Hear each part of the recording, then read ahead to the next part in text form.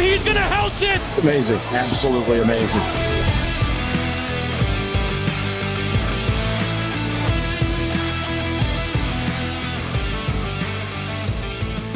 What's going on, everybody, and welcome to another Angle of Pursuit podcast, your NASCAR, DFS, and betting home. That is Brian Swining. I'm Kyle Robert. We are coming at you live from Las Vegas. This is we're going to be at the track for the third day in a row. We were at the truck race to watch Kyle Busch dominate. We were at the Xfinity race, and we were... Don't remind me. Friday night, Justin Allgaier outrights at 8-1. We were very excited about it when it was 5-1. He was dominating the race. He had to go to the back because of basically took off too fast when Chandler Smith hadn't gone. Has to go all the way to the back. Still makes his all the way up to the front. And one or two more laps, and he probably wins the race. So the ultimate bridesmaid, never a bride. I don't know what to do. I just remember this next year when Xfinity comes to Vegas. Justin Allgaier, top three. Justin Allgaier head-to-heads with anyone. Yes. Like one or two names, and you'll be good. Brian Twining, how has your experience been?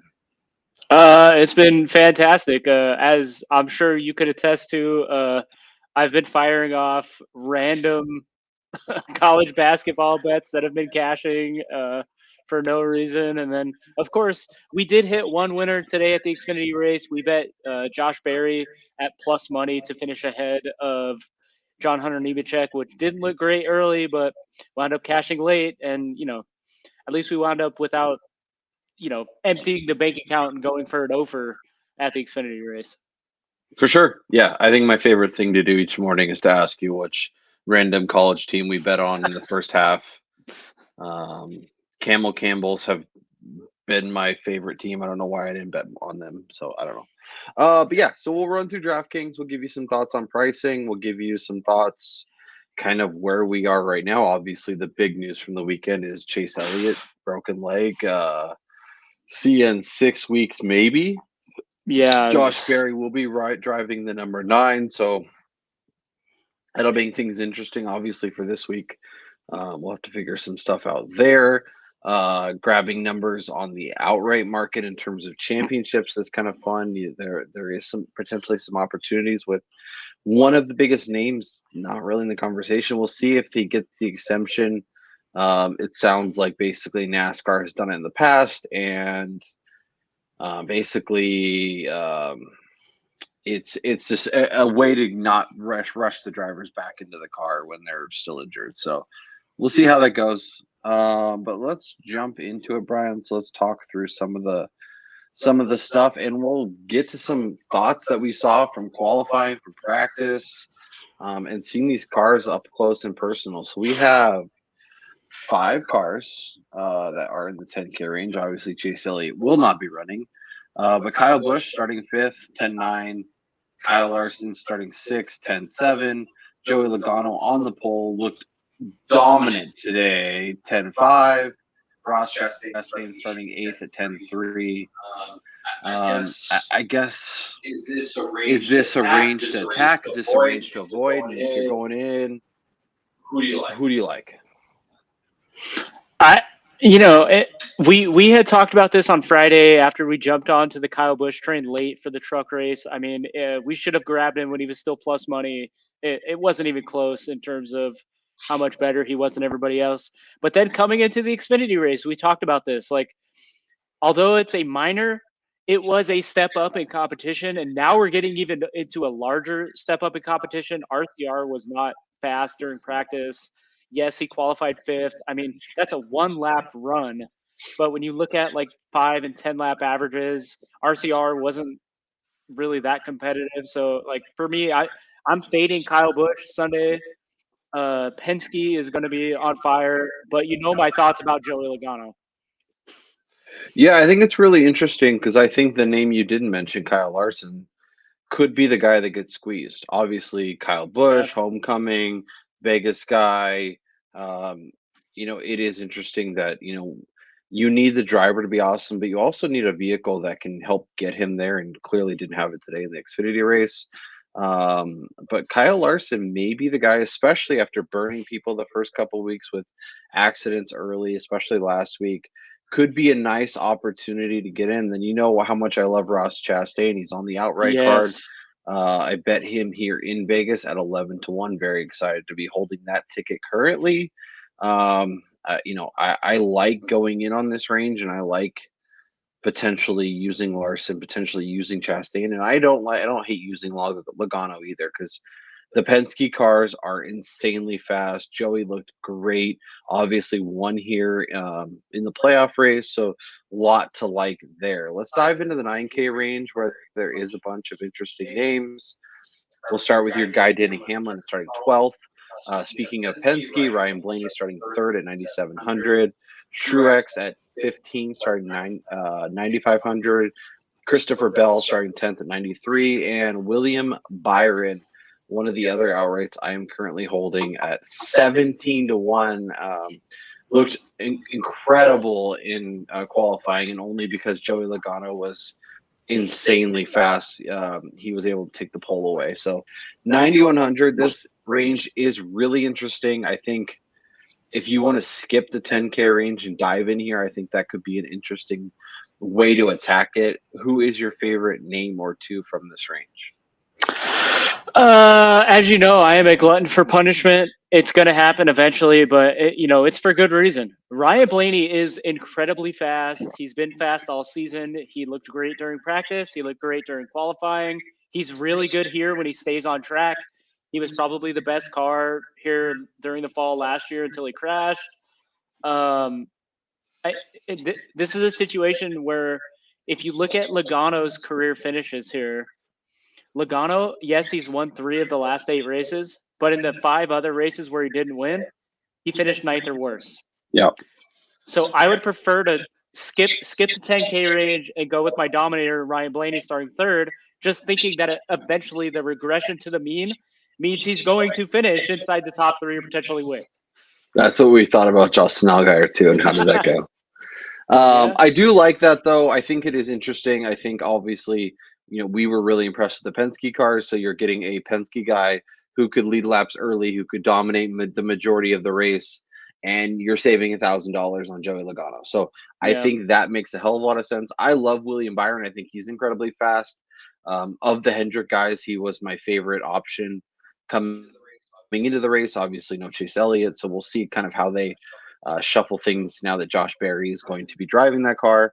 But I think there is a lot of opportunity in this 9K range, and wouldn't fault anybody who started with Byron or Blaney as their dominator and kind of built around there.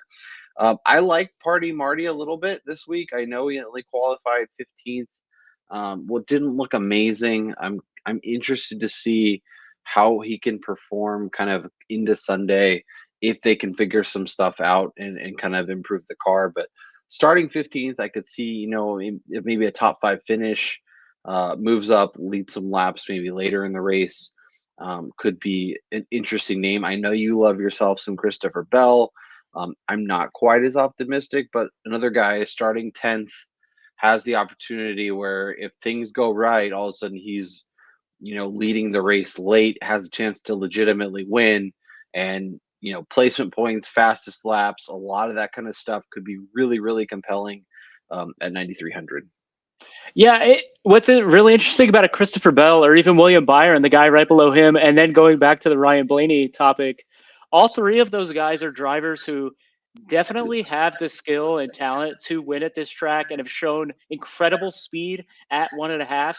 Just they don't have the finishing results that would likely garner like a high roster percentage. So it'll be interesting to see how many lineups they're in based solely on previous finishing results at these tracks. Like, I think it'd be really interesting to begin a lineup, Blaney, Bell, Byron, and see what you can cobble together at the end, thinking that none of them are over 20-something% rostered.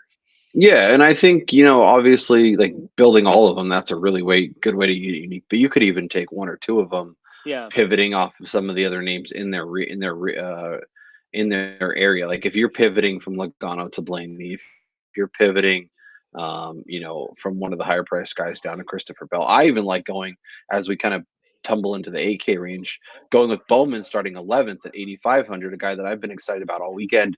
The Hendrick cars have looked good. I'm excited to see what he just barely missed that top 10 to kind of have a chance to qualify on the pole. Still looked fast. I think there's a lot of potential there. Obviously has some good history here at Vegas. So, pivoting, tweaking in little spots is a great way to be a little bit different. I really want to talk about Tyler Reddick because he's starting 34th. He has the potential to win this race, but I'm also a little concerned with him as we, kind of get into the new car, see how he adapts to 2311. Obviously, RCR is just taken off in his old car. So I'm a little concerned that maybe this year is a little more bumps and bruisey than maybe we anticipated before the season started. But a guy that's starting 34th, even if he moves into, say, the top, 10, 15, like that could be a really nice day. He could have a ton of fast laps. The win or a top 5 is not out of the question. Is he somebody you're willing to go to? And do you think other people will jump on board, or you think they'll be worried about both past performance this week and as well as kind of in the races leading up to this week? I think Reddick is quite possibly the most polarizing driver coming into this weekend solely because of his previous 2 races of the 2023 season. He has not looked very good. We've talked about this already before. If you listen to Chris Wormey's podcast, he talked about it with Tyler Reddick. Like right now, it doesn't look like the best move. So, something Kyle said last week.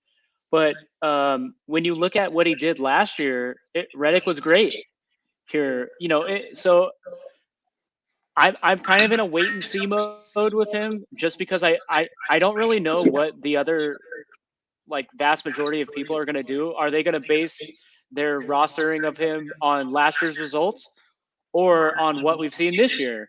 And even if you cobble those two together, he's a middling driver for this race, especially going to a backup car, new engine, for a 2311 team that hasn't looked fast in that 45 car. So. Yeah, I'm obviously we saw last year Kurt do well at this style of track. We saw Bubba get in the 45, do well at Kansas. I'm a little optimistic that they can figure some stuff out. I'm happy that he was able to run the Xfinity race and get some more laps, kind of figuring out stuff. He's somebody that's interested to me. Him and Larson, I think, are very polarizing drivers, like you pointed out, and I think they could be nice ways to pivot off of some ownership. Maybe don't go with both of them. I feel obviously a lot better about Larson, but the price tag that comes with it also feeds into that. So you have to consider how you want to approach it. Let me keep tumbling down the prices as we get into the 8K range. So we have the aforementioned Reddick. We have Kevin Harvick at 8,600, starting 14th. He feels like a great option if you are going with a little more boom bust option. If you want a little more safety, he makes a ton of sense.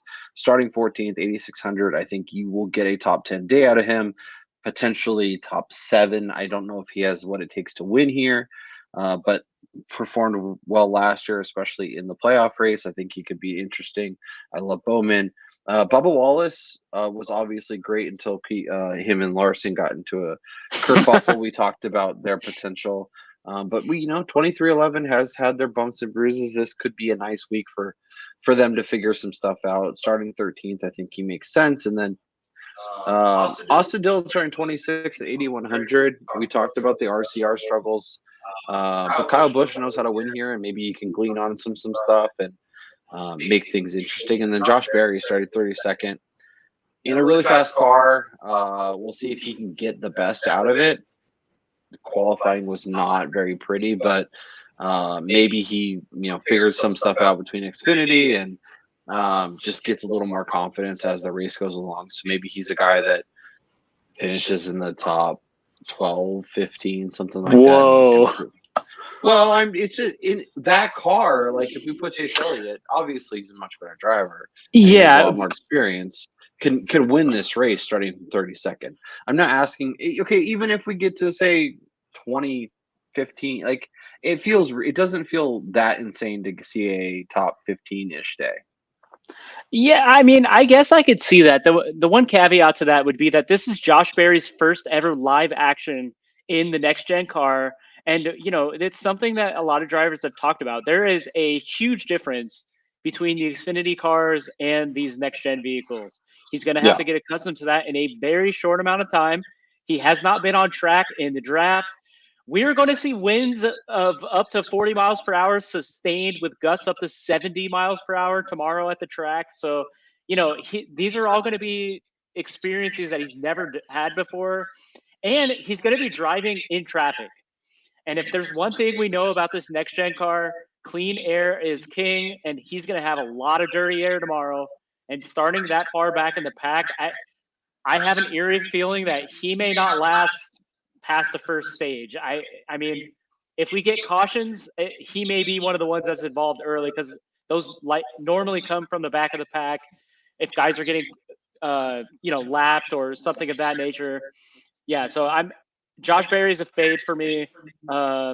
Looking at the rest of this 8K range, I was on Bubba early in the week. I bet Bubba 35-1 at I think it was Circa or BetMGM here in Vegas. He proved it fast in practice, fast in qualifying. He was good at these 1.5s last year. He was incredible during the fall Vegas race. Keep in mind, this is his third year with 2311. So even though 2311 as a whole is struggling, unlike Reddick, he's been with this team for a long time. So they know what they're doing there. I think Wallace is definitely a top 10 competitor this weekend. Yep. Yeah, I think Wallace, Bowman, and Harvick all make sense kind of in that 8K range if you're looking for a potential early second dominator, early potential a guy with a little more safety, a guy, I think Bowman and Wallace can absolutely win the race. Harvick, I'm a little more on the fence about, but yeah, that whole range is really interesting. Let's dive into the 7K range, and we'll start with Eric Jones at 7,900. Brad Keselowski starting 7th at 7,700. 3 7s racing in Vegas. I think that's a pretty nice little indication there. Daniel Suarez, speaking of Trackhouse, starting 24th, 7,600 is an interesting name to keep an eye on. I think he has the potential to move through the field and really make up some ground. Chase Briscoe starting 20th at 74. Ryan Preece, who really underwhelmed, starting 31st at 72. And then Austin Cindric got into the top 10. I thought maybe would even qualify a little bit better than he did. I think kind of struggled once we got into like the last phase. It'll be interesting to see. We obviously had like an overcast morning, but then the sun came out and it really changed qualifying. So I'm curious to see as the race day goes along. Do we get more shade? Do we get more sun? How do the drivers adjust and how do the race teams adjust? So Cindric looked fast, a guy that I think may get slept on a little bit starting 9th and could be somebody that I think makes a lot of sense in your DK lineups. Yeah, I think Cindric is kind of a dart play for those who want to save a little bit of salary and have a guy that could pop. I mean, we saw it last year. He was incredible on the starting positions at these types of tracks, inside the top 10 in all 4 Vegas and Kansas races. The finishing results weren't necessarily there, but he definitely has a top 10 car. As you saw, Penske, they're starting 1 and 3 at the top of the grid with Logano and Blaney. So clearly this team knows what they're doing here. And if he could just stay on track, I think he's got top 10 potential. And then, like you said, Preece looked like garbage. Briscoe was just kind of middling. SHR as a whole did not look great. And then Daniel Suarez, I feel like he's the most disappointing of the qualifiers coming into this weekend, considering all the talk that was on him at such a great value on an outright, considering how well he performed here in Vegas last year, and then specifically the fall race. So I think he's somebody to maybe attack, starting in the middle of the pack as somebody that could compete for a top 10. Yeah, I like that call quite a bit. And looking at the top 10 market, I think is a good way to kind of balance who could move up from the 20s that would actually make some sense and gain some ground. Let's dive into the 6K range because I think there is some interesting names there. Christopher Buescher starting 18th. Ricky Stenhouse seems to be more confident, seems to have found more speed, looked really good today. Obviously, last week wasn't great for him, but Overall, Ty Gibbs, he just gets us. He's starting fourth, 6,600. Eric Almirola starting 21st. Noah Gragson starting 25th. The Dinger at 6,100, I think, is really interesting. Obviously, didn't perform as well in qualifying as maybe we kind of had expected, but has had some success. Ran really well here, I think last year or 2 years ago. Obviously, the full time ride, we'll see how it pans out, but optimistic on what he can do on this track. But I guess of the 6K range, who is the most interesting to you? I mean, I guess Stenhouse has kind of proven me a little bit wrong. Clearly winning the Daytona 500 last week, he looked okay early on, and then Yeah. of course he's Ricky Stenhouse. But today during qualifying, he looked pretty good during his group. Yeah, he didn't crack the top 10, but still put together some speed. And then I was rewatching the Vegas races last year, and I remember during the spring, I believe it was, he was running inside the top 10, and then he had a speeding on the pit penalty that cost him a potential top 10 finish. So I think Stenhouse is a guy that he's shown it before. He can do it. He just has to run almost a perfect race to get there. So, I'd prefer him to be starting outside the top 20, but 6,800, I don't mind going there knowing that he's probably not going to be rostered very much. Yeah, yeah, and I'm like he left such a bad taste in our mouth with the way he finished the year. He was just such a Yeah. mess. Like he couldn't finish races. Like there was clearly something else going on. They got it all sorted out, got married over the off season, and has some stuff kind of going in the right direction.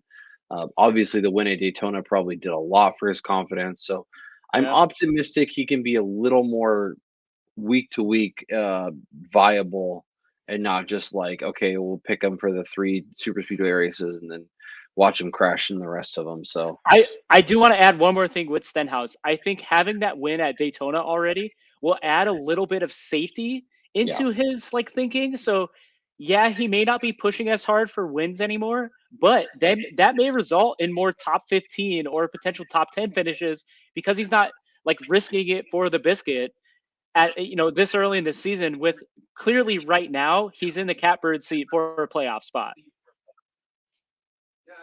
yeah, I agree. And similar with Allmendinger. He has a ride for the full season.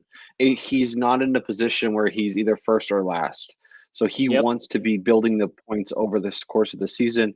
Maybe he gets a shot at winning a road course, and all of a sudden he's in the playoffs. So I think that is a great point and something that we need to consider as we build lineups with maybe guys that we traditionally didn't think were as safe as they Yeah.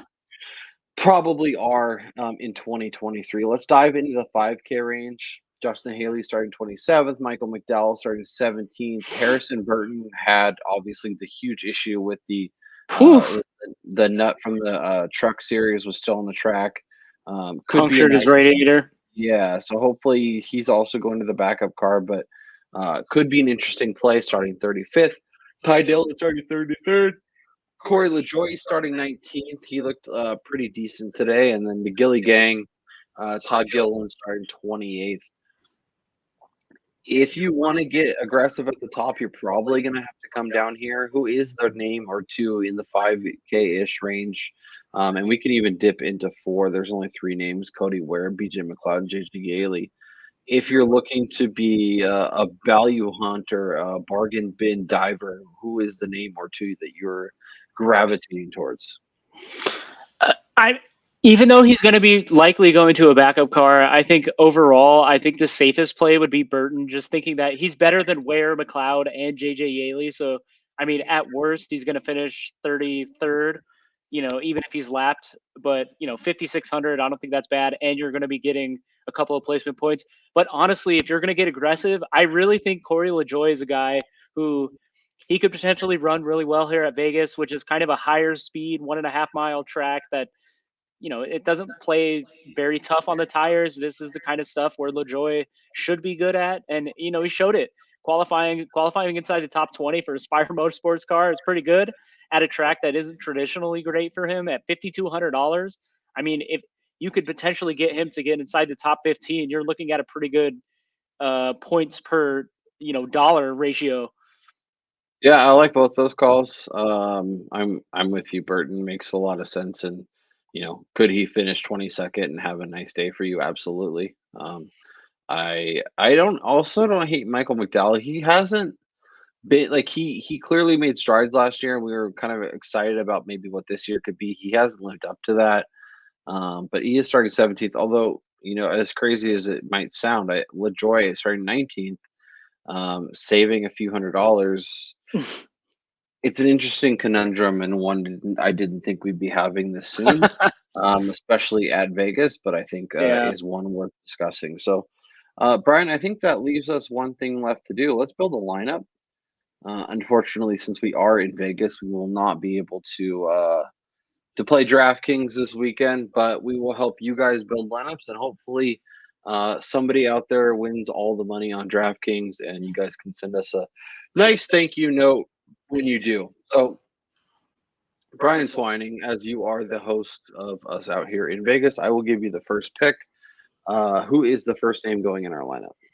Well, we're in Vegas. I'm rolling the dice. We're putting Ryan Blaney because he is winning this effing race. He's not winning the race, but we'll put him in. He is taking home the checkered tomorrow. I'm fine with it. I have nightmare fuel where he crashes in stage 3, but we'll see. Let's see. So I think Reddick is interesting. I love Alex Bowman, William Byron. We have our Dominator, who could be a second Dominator, who could be somebody moves through the field. I'm going to go down and take Harrison Burton. Figure I can save us a little salary early. We can play around with what we want to do later and then figure out how it all comes together. So, next guy you want to make sure we include. Man, this is tough. I think the other guy that both of us are on this week, I mean, we've been talking about him since the week began, like as soon as Auto Club ended, but let's eat the chalk here. Ross Chastain at 10-3, starting 8th. I think he's somebody who's going to be near the front pretty much all day, and a top 5 is probably in the cards for him.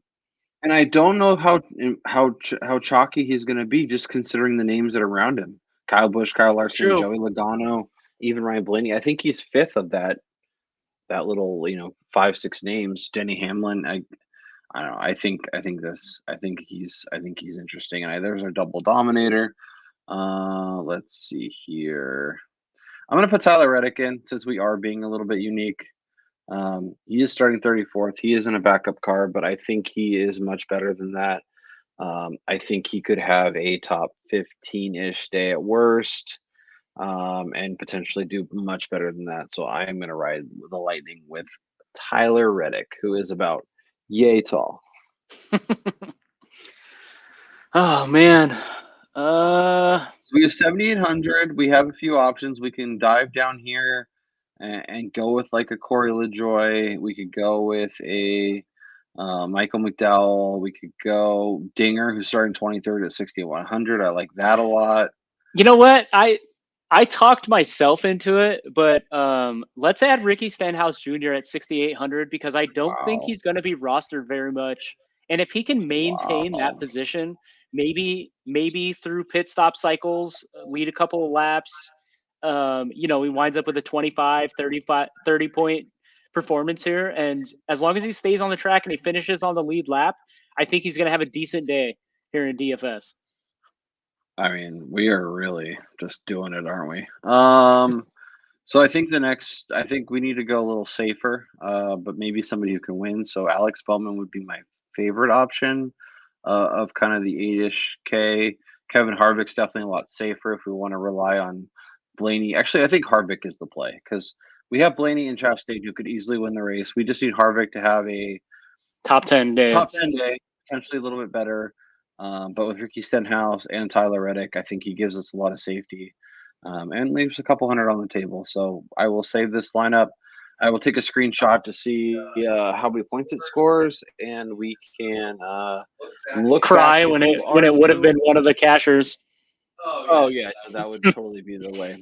If you are new, we do jump in every Thursday in your feed to kind of look at the outright betting board, talk to you about some initial thoughts, and then we recap every group on Sunday mornings on your feed to get you set with our final betting cards as well as all of the DraftKings thoughts in our head. So typically that is what we do. We might even squeeze in an extra episode or two, but make sure you are subscribed so that if a new video comes out, you are getting notifications that it's out. It'll be in your feed, all that good stuff. And then let us know down in the comments your favorite DraftKings play for this week. Who is that one driver that you're making sure ends up in all of your lineups?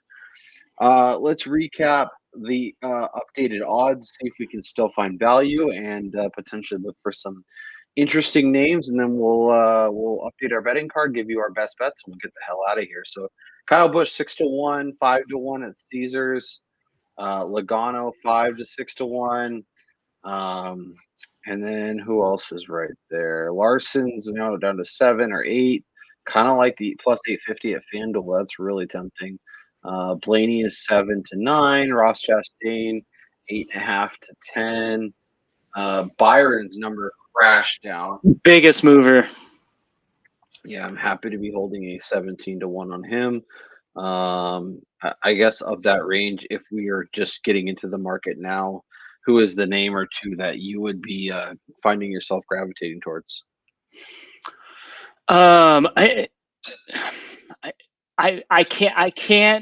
I cannot bet Logano 2 weeks in a row. And like I said, leading off the show, talking about DFS, when he's not winning, he's barely finishing inside the top 10 at this track. So for me, he's a fade. And then Kyle Busch, like when you look at what he did today during Xfinity over the long run, he wasn't great. It took a couple of nice pit stops for him to even get inside the top 5.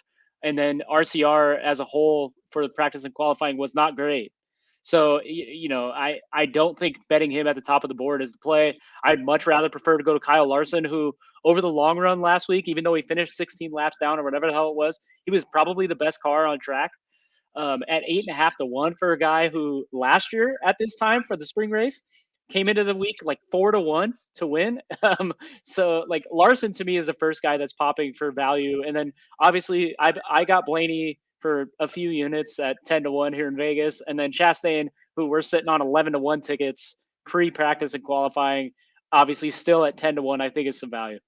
Yeah, I like all three of those names. Larson 8.5, Blaney at 9, and Chastain at 10. Chastain would be my favorite, then Larson, then Blaney. But if just in terms of odds, potential, the price you're paying, the price you're getting, like I don't know that I love Byron, even if I can get a 10 to 1.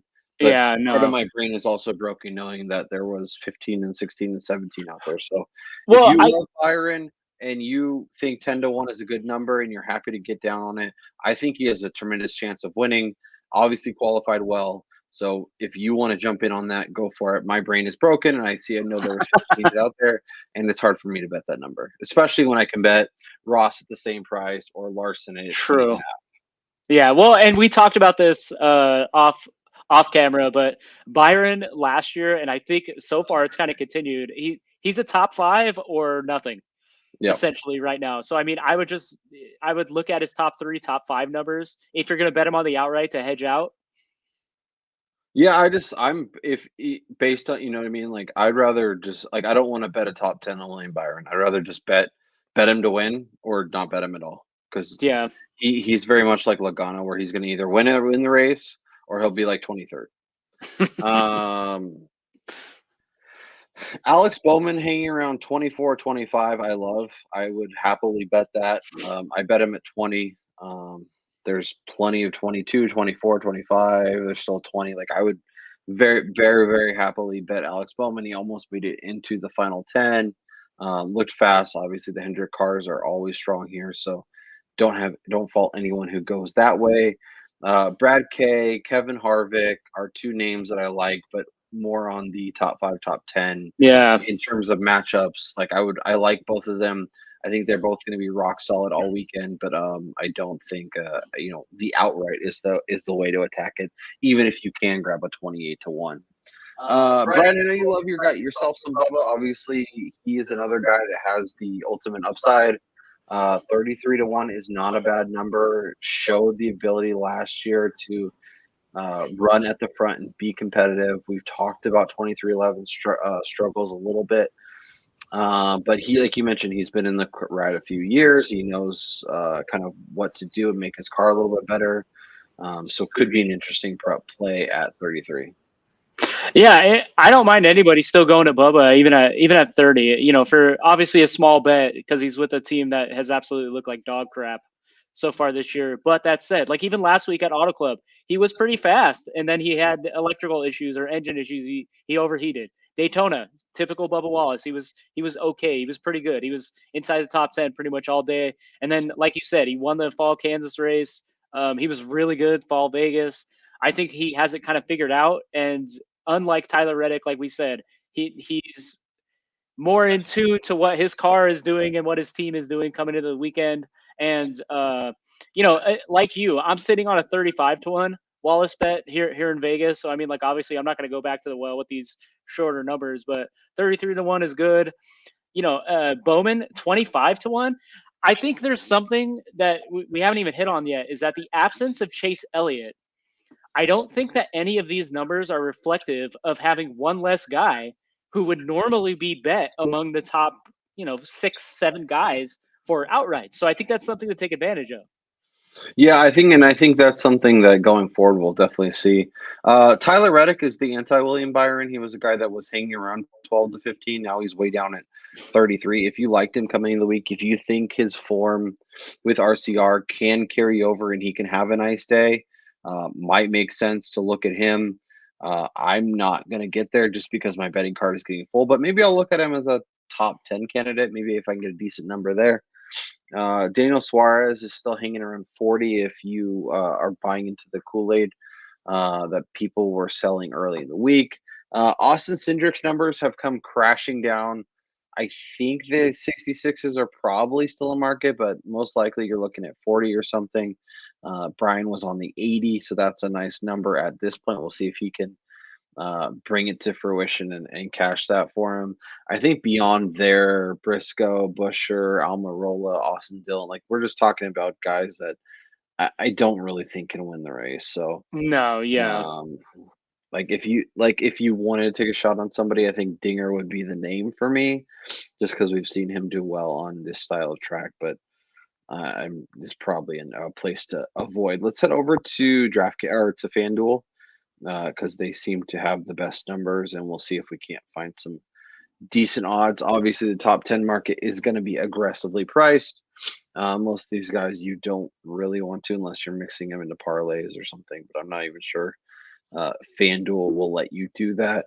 Brad Keselowski at minus 140. I know it's gross, but I think I might add that to the card to top 10. I think he'll have a nice day. I expect him to be rock solid. I don't think he can win the race, but I think he can have a nice day, get a top 10, and reward my love. The only top 10 I'd bet for Brad Keselowski this week is in terms of paid schemes, because that number 6 RFK car this weekend looks absolutely on fire in probably copycatting the Detroit Lions helmet scheme. I'm in love with that paint scheme. I think that's awesome, but I just do not trust him over the long run here. Yes, they've made strides, RFK as a whole, but I just don't know over the entire duration of the race. I've just seen too much stuff where he's been the one that's caused or been involved in wrecks that I think he probably finished 11th or 12th. Yeah. I really appreciate you getting us on Austin Cindric's top 10 at plus 470. As you can see, he is minus 140. That is a ridiculous, dramatically different price. I have a Harvick at minus 120. I would be fine with Harvick at minus 140 if you wanted to go there. Tyler Reddick at plus 115 just does not feel like good enough value where he's starting, just even as a top 10. But maybe I'm overreacting. I don't know. I think if I liked him to get up that far, I think I would just ride it and have him go top 5 or maybe even get the outright. Alex Bowman getting plus money at this point. I don't know what we're doing. Yeah, I'm actually going to add that to the card. I don't really understand how it actually got longer for Bowman. Yeah, I have Bowman at plus 100, so I'm gonna add another share at plus money because I don't know what we're doing here. Which probably means I'll be wrong, but I'm happy to do that at the numbers that they are handing out because 110 is a silly business. Yeah, Um, and also too, like, I mean, even though these numbers are extremely short, I think Bubba Wallace is a guy at plus 160, especially with the absence of Chase Elliott. Like we said, that's one less guy to compete for a top 10 number. Wallace was top 10 qualifying in his, obviously, he was like sixth or seventh in his group. But like you said, the weather changed for the second group, so clearly they were going to go faster.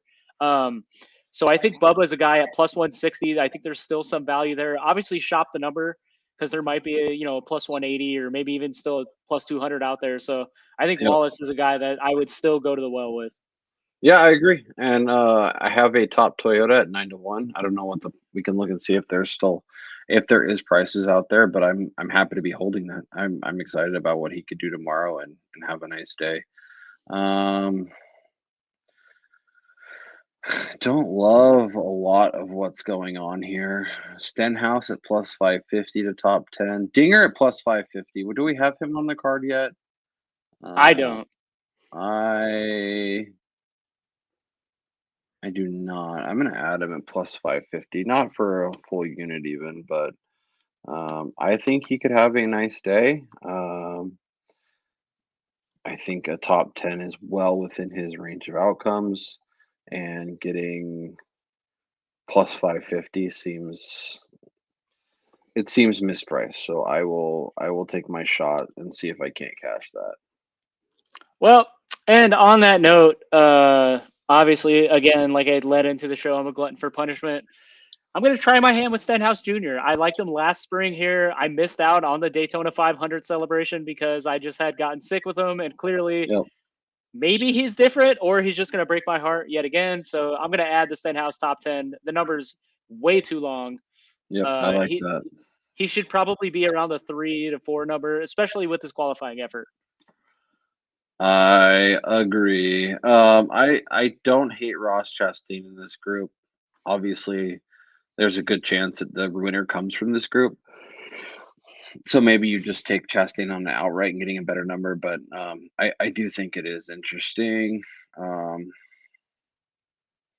Knowing what we know now, I really like Alex Bowman at plus 360. Brian's probably going to tell you that Christopher Bell at plus 190 is the play. Tyler Reddick, we're questioning. Martin Truex, Well, I think. I was just going to say, I already have Bowman out of this group at plus 400 over from DK. So Okay, well, I stand yeah. corrected. Any interesting head-to-head? So Chastain at plus money against Joey Logano. Truex minus 118 against Christopher Bell's minus 108. Larson plus 102 against Kyle Busch. Any driver to win 2 stages plus minus 102. It feels a little short, but I definitely could see maybe they don't win stage 1, but maybe they win stage 2 and then win the race. That could be definitely a possibility. I don't love this number like we did last week. There was just so many names back there that made it interesting. Oh yeah, no, that was something. I'm pretty sure I mentioned this on the early week show. There's only been one winner of the last, like, I think it was 12 or 13 races here in Vegas that started worse than 13th. Yeah. Top 3 Chastain. Yeah, I don't know any of these jumping out to you. Not really a top 3 market. I will say I am adding Chastain over Logano as my hatred for Joey Logano after him not cashing last week will continue to grow as the season goes along. So I will say Brian has 2 rivalries. One is with Joey Logano. One of them is with Brad Keselowski. We were at the race last year. Joey Logano came out of stage 3, won the race, celebrated in Brian's face. It would only be fitting for Brad Keselowski to do the same this week.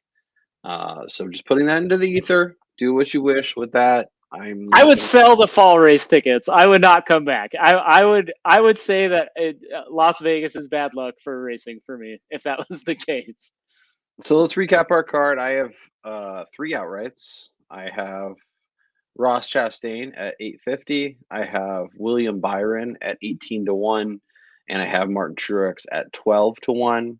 I obviously bet Chastain here at 11 and Byron here at 17 because those are the best numbers that I had access to.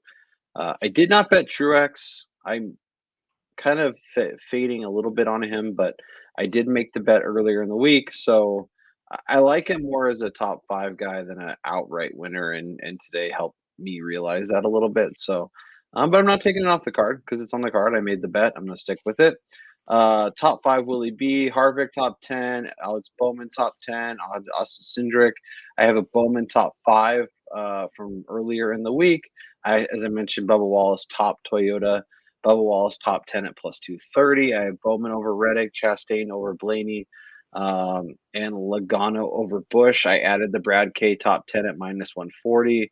The Bowman top 10, I added another unit at plus 110 for 1 unit, and then the Dinger top 10 at plus 550 for just a quarter of a unit. My best bet from last week was Alex Bowman, so you can see how excited I am. So I'm sure he'll finish like 11th or 12th tomorrow.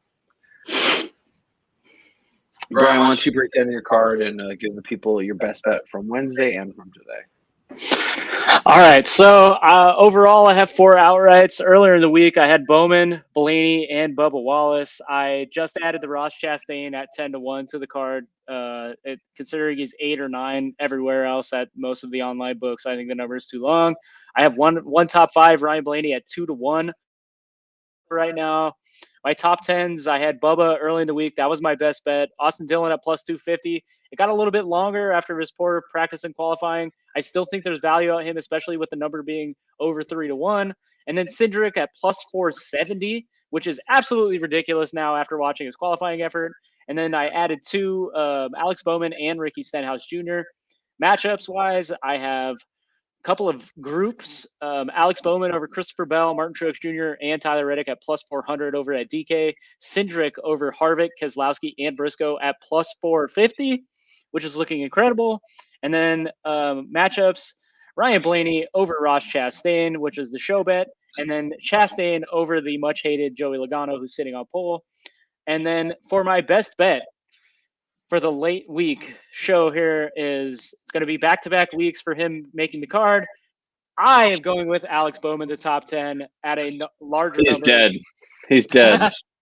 I think with the absence of Chase Elliott, I think there's a good chance that Hendrick allocates some of its resources to the other 3 drivers and kind of leaves Josh Berry out to dry, knowing that he's not competing for championship points. He's not competing for anything other than experience and keeping them in the manufacturer's championship, which they have 3 other cars to do that. So I really don't think they're going to spend too much time on him. I mean, no offense to Josh Berry, but I really think that this is going to benefit Bowman in the long run. So Bowman, the top 10 is going to be my best bet, and I'm going to do a 3-unit play on that.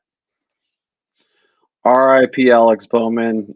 Just for Brian doing that, my best bet for the race is going to be Brad Keselowski to top 5.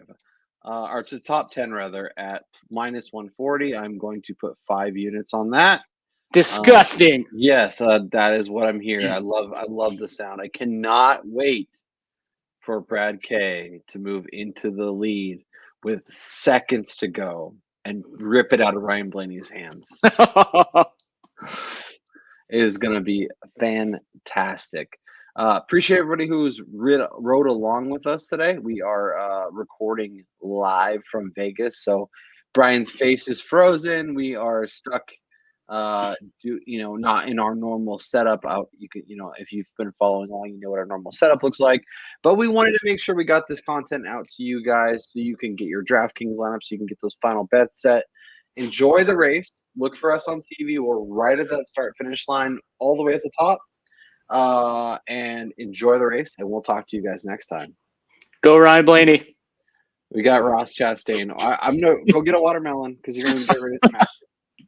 Talk to you guys next time.